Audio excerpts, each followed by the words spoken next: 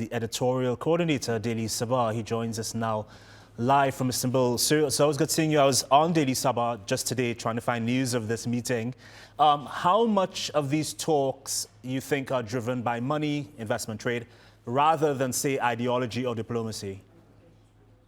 Well, I don't think ideology is part of this diplomatic initiative, but I think that if we were to look at and analyze this visit and this cooperation, we can look at it from two different distinct areas. One is, of course, based on bilateral defense, economy, trade, energy-related issues. This is country-to-country relations. But on a broader scale, I think there is, especially at the moment, there is regional implications of this visit as well.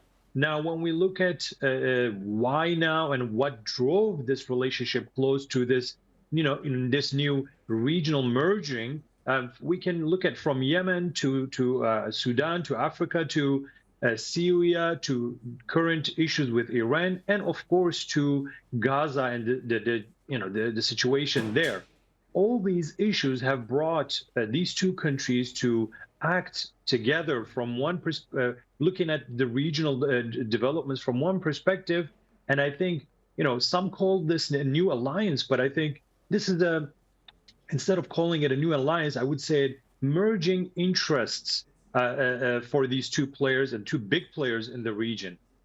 For this to be considered an alliance, of course, you had to be very institutionalized. At the moment, even when we look at the Pakistan, Saudi Arabia, and Turkey, the security agreement that is on the talks, even then wouldn't mean a new establishment or new alliance like NATO, for example. So I agree with the arguments that say, this is not necessarily an alternative alliance, but I think they look at the regional developments from the same perspective, from the perspective of stability and the importance of stability in the region. When it comes to bilateral ties, of course, Turkish companies want to invest on many different projects in Saudi Arabia as part of the 2030 vision for Saudi Arabia. And there's many important projects, including the NEOM, the Red Sea projects, Al Ula. So Turkish know-how will be there. But in terms of defense cooperation, for example, Saudi Arabia is planning to acquire many new products Turkey has been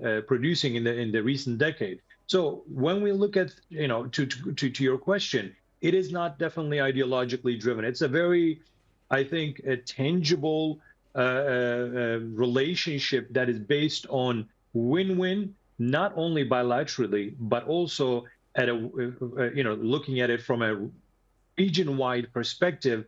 And what does regional development mean, be it in Iran, be it in Syria, be it in Gaza, for these two big players in the region? Meanwhile, there have been years of tension.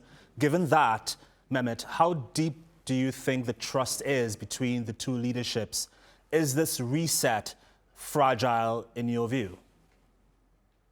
I think the normalization phase is over. Now it's the phase that the two countries are looking to deepen the already good relations that they have established after that normalization period. And I think these two players are also acknowledging that the natural course of the developments in the region leave them no option but to cooperate. So that level of trust must be established, of course, and maintained and strengthened if the course of the regional developments is continuing in this path that they are at the moment.